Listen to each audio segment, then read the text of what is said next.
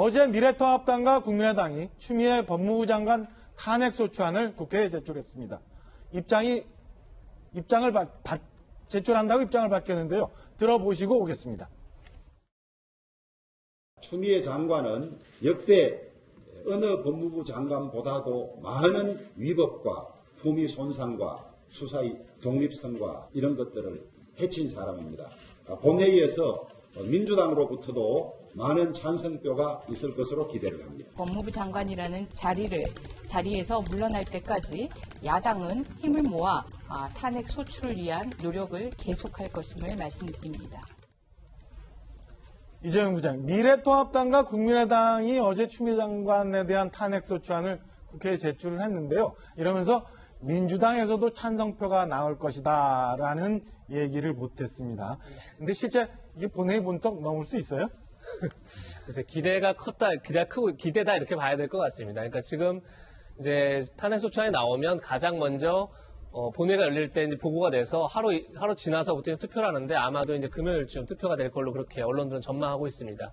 그러면 재적용 과반수를 넘겨야 됩니다.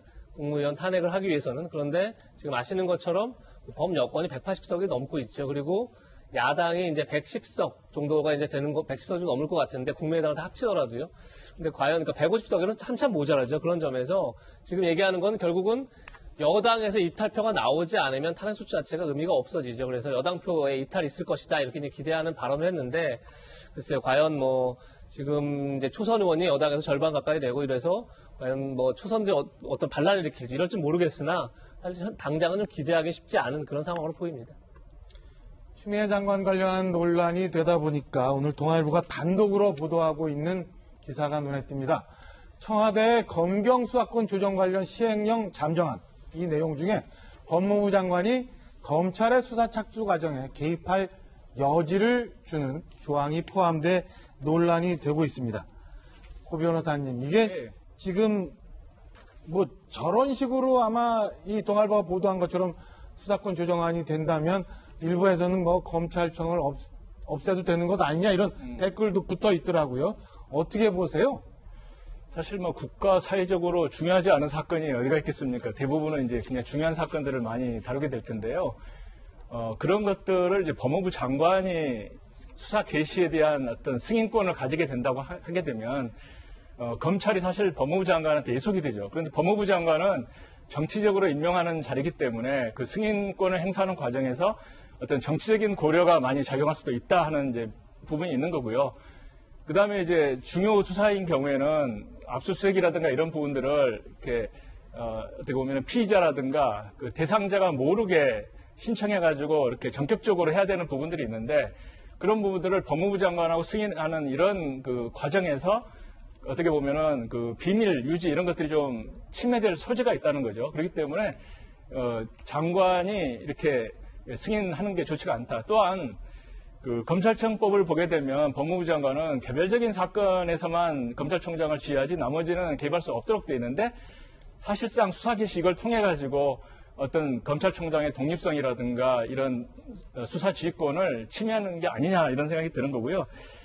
제 개인적인 생각은 사실 이번에 나온 법이 뭐냐면은 검경 수사권 이 범위를 서로 이렇게 정리하는 그런 내용이거든요. 어떤 걸 검찰에서 하냐, 어떤 것을 경찰에서 하냐.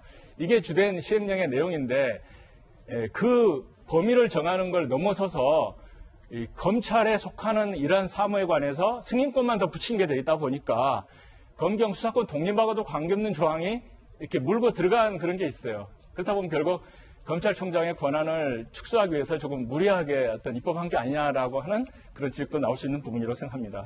근데 검찰 개혁의 본질은 이제까지 검찰이 독립성을 가지지 못하고 정권의 하수인 역할만 해왔다는 게 검찰 개혁의 본질 아니에요? 정권에서 항상 정권의 입맛에 맞는 수사를 해왔기 때문에 검찰은 개혁하자는 게 사실은 국민의 여망이고 또 정치권은 항상 그 명분을 주장한 겁니다. 그런데 지금 검찰청법에 보면 그 검경 수사권 관련된 검찰청에 보면 검사가 수사할 수 있는 범위가 수사 개시 뭐냐 그 중에서 부패범죄, 경제범죄, 공직처범죄가 여러 가지 있는데 그 이제 부패범죄만 하나만 보면 부패범죄에 대해서는 검찰이 다 수사할 수 있어야 하는 거예요. 법에 의하면. 근데 지금 시행령에는 부패 범죄 중에서 3천만 원 이상 뇌물을 받은 경우에 한정을 진단 말이에요. 그러면 이거 법 위반이 아닌가. 그다음에 공직자 범죄도 수사할 수 있는데 4급 이상 공직자로 제한을 해버려요.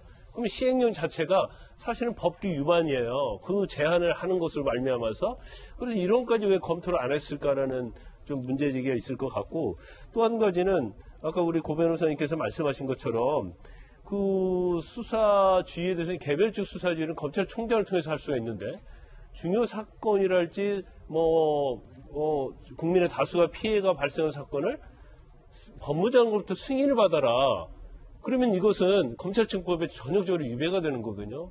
이런 것까지 검토를 하고 저 시행령을 지금 잠정안을 만들었는지 그 부분에 대해서 제가 볼 때는 굉장히 법 전문가로서는 굉장히 의아한 측면이 있습니다.